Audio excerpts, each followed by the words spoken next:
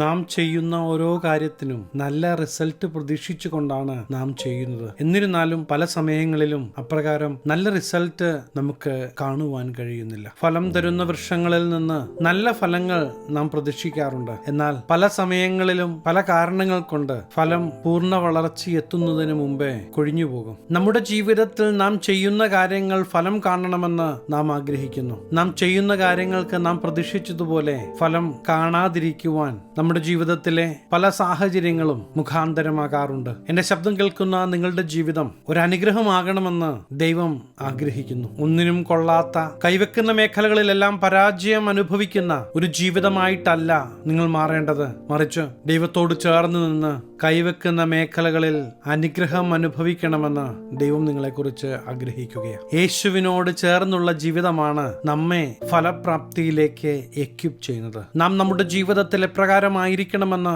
നമ്മോട് സംസാരിക്കുന്ന, നമ്മെ ഉപദേശിച്ചു വഴി നടത്തുന്ന, ജീവിക്കുന്ന യേശുവിനെ കുറിച്ച് ഞാൻ ഇന്ന് നിങ്ങളോട് സംസാരിക്കുന്നത്. എന്റെ ശബ്ദം കേൾക്കുന്ന നിങ്ങളുടെ ജീവിതത്തിൽ തുടർച്ചയായി കടന്നു വരുന്ന പരാജയങ്ങൾക്ക് പരിഹാരമായി നിങ്ങൾക്ക് വഴി ഉപദേശിച്ചു തരുന്ന യേശുവിന്റെ സാന്നിധ്യം നിങ്ങൾ ആഗ്രഹിക്കുന്നെങ്കിൽ ദൈവിക പദ്ധതി നിങ്ങളുടെ ജീവിതത്തിൽ വെളിപ്പെടുകയായി. യേശുവിനോട് ചേർന്ന് ജീവിക്കുന്ന ഓരോ വ്യക്തിയിലും സമയാസമയങ്ങളിൽ തക്ക ഫലം കായ്ക്കണമെന്ന് ദൈവം നമ്മെക്കുറിച്ച് ആഗ്രഹിക്കുകയാണ്. കഴിവില്ലാത്ത നമ്മെ കഴിവുള്ളവളാക്കി മാറ്റുന്ന ദൈവ സാന്നിധ്യത്തെ നിങ്ങൾ കാണാതെ പോകരുത്. ദൈവപ്രവൃത്തി നിങ്ങളുടെ ജീവിതത്തിൽ വെളിപ്പെടുത്തണമെന്ന് ദൈവം ആഗ്രഹിക്കുകയാണ്. എന്നാൽ ഈ യേശുവിന്റെ കരത്തിലേക്ക് നാം നമ്മെ ഏൽപ്പിച്ചു കൊടുക്കണമോ, അതോ നമ്മുടെ ഇഷ്ടപ്രകാരം നമ്മുടെ ജീവിതത്തെ നാം നയിക്കണമോ എന്ന തീരുമാനം നാം എടുക്കേണ്ടതാ. ഇന്ന് നമ്മെ സ്നേഹിക്കുന്ന, നാം വിജയിച്ചു കാണണമെന്ന് ആഗ്രഹിക്കുന്ന ഈ യേശുവിന്റെ കരത്തിലേക്ക് നമ്മെ ഏൽപ്പിച്ചു കൊടുക്കുന്നെങ്കിൽ തീർച്ചയായും ഈ ദിവസങ്ങളിൽ തന്നെ അതിന്റെ മാറ്റം നിങ്ങളുടെ ജീവിതത്തിൽ നിങ്ങൾക്ക് കാണുവാൻ കഴിയും. വിശുദ്ധ വേദപുസ്തകത്തിൽ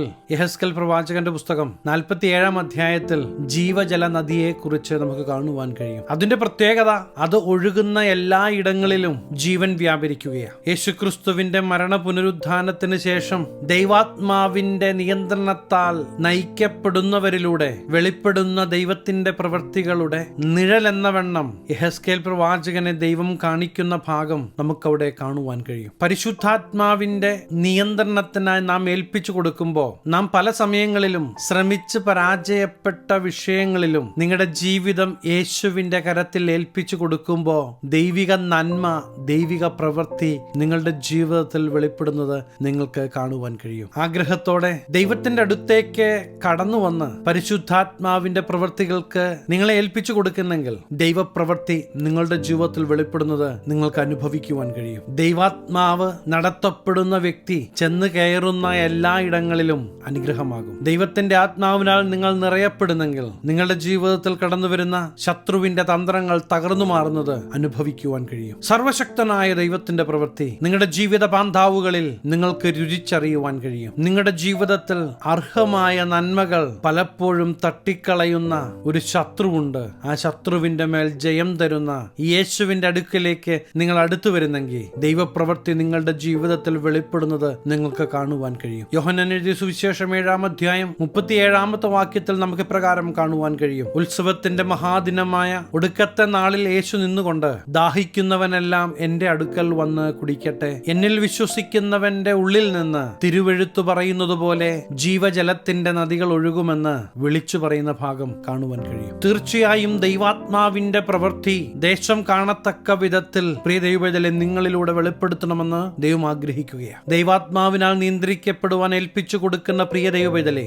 ഇനിയും നിങ്ങളുടെ ഫലം പാകമാകുന്നതിന് മുമ്പേ കൊഴിഞ്ഞു പോകുകയില്ല. അതെ, നിങ്ങളുടെ കൈയുടെ അധ്വാന ഫലം നിങ്ങൾ അനുഭവിക്കും. നിങ്ങൾ കൈവെക്കുന്ന മേഖലകളിൽ നിങ്ങളൊരു അനുഗ്രഹമാകും. അത് നിങ്ങളുടെ കഴിവ് കൊണ്ടല്ല, നിങ്ങളിൽ ഇരിക്കുന്ന യേശുവിന്റെ സാന്നിധ്യം നിങ്ങളെ അതിനെ എക്യൂപ്പാക്കും. എന്റെ ശബ്ദം കേൾക്കുമ്പോൾ യേശുവിന് നിങ്ങളുടെ ഹൃദയത്തെ കൊടുക്കുന്നെങ്കിൽ ദൈവിക സമാധാനം കൊണ്ട് ദൈവം നിങ്ങളെ നിറയ്ക്കും. ദൈവിക പരിരക്ഷ, ദൈവിക പരിപാലനം നിങ്ങളുടെ ജീവിതത്തിൽ നിങ്ങൾ അനുഭവിക്കും. സങ്കീർത്തനം 1:3 നമുക്ക് ഇപ്രകാരം കാണുവാൻ കഴിയും. അവൻ ആറ്റരികത്ത് നട്ടിരിക്കുന്നതും തക്ക കാലത്ത് ഫലം കായ്ക്കുന്നതും ഇലവാടാത്തതുമായ വൃക്ഷം പോലെ ഇരിക്കും. അവൻ ചെയ്യുന്നതൊക്കെയും സാധിക്കും. ദൈവശബ്ദത്തെ അനുസരിച്ച് ദൈവത്തോട് ചേർന്നിരിക്കുവാൻ ആഗ്രഹിക്കുന്ന വ്യക്തിയുടെ ജീവിതത്തിൽ സംഭവിക്കുന്നതാ നമുക്കിവിടെ കാണുവാൻ കഴിയുന്നത്. ദൈവവചനത്തിന്റെ അടിസ്ഥാനത്തിൽ എനിക്ക് നിങ്ങളെ ഓർമ്മിപ്പിക്കുവാനുള്ളത്, യേശു നിങ്ങളുടെ ജീവിതത്തിൽ കടന്നു വന്നാൽ മരിച്ച അവസ്ഥയ്ക്ക് നിങ്ങളുടെ ജീവിതത്തിൽ മാറ്റം വരും. നിങ്ങൾ എത്ര ശ്രമിച്ചിട്ടും വേണ്ട ഫലം കാണാതെ ഉഴലുന്ന അവസ്ഥയ്ക്ക് ഒരു മാറ്റം വരും. നിങ്ങൾ ദേശങ്ങൾക്ക് ഒരു അനുഗ്രഹമാകും. നിങ്ങൾ നിന്ദിക്കപ്പെട്ട ഇടത്തു തന്നെ ദൈവിക മാന്യത പ്രിയ ദൈവത്തിലെ നിങ്ങൾ അനുഭവിക്കുവാൻ പോകുകയാണ്. അസാധ്യമെന്ന് നിങ്ങൾ വിചാരിക്കുന്ന മേഖലകളിൽ ഭാരപ്പെടാതെ യേശുവിന്റെ കരത്തിലേക്ക് നിങ്ങളുടെ വിഷയങ്ങളെ കൊടുക്കുന്നെങ്കിൽ, നിങ്ങളുടെ ഭാരത്തെ കൊടുക്കുന്നെങ്കിൽ, തീർച്ചയായും ദൈവസമാധാനം നിങ്ങൾക്ക് അനുഭവിക്കുവാൻ കഴിയും. ദൈവപ്രവൃത്തിക്കായി നമുക്ക് ഏൽപ്പിച്ചു കൊടുക്കാം. ദൈവശബ്ദത്തിനായി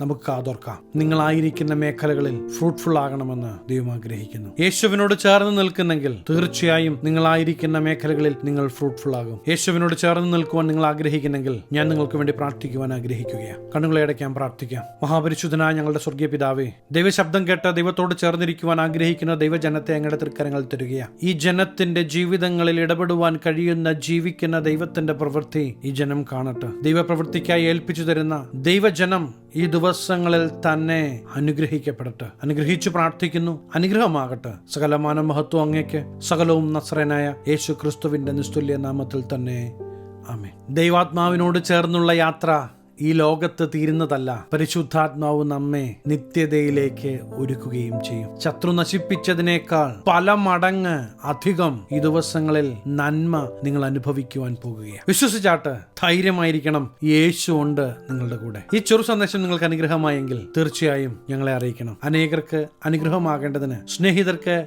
ഷെയർ ചെയ്യുക, ഫോർവേഡ് ചെയ്യുക. നിങ്ങൾ ഈ ചാനൽ ഇതുവരെയായിട്ടും സബ്സ്ക്രൈബ് ചെയ്തിട്ടില്ല എങ്കിൽ തീർച്ചയായും സബ്സ്ക്രൈബ് ചെയ്യുക. ദൈവം അനുവദിച്ചാൽ അടുത്ത ദിവസം നമുക്ക് വീണ്ടും കാണാം. Stay blessed.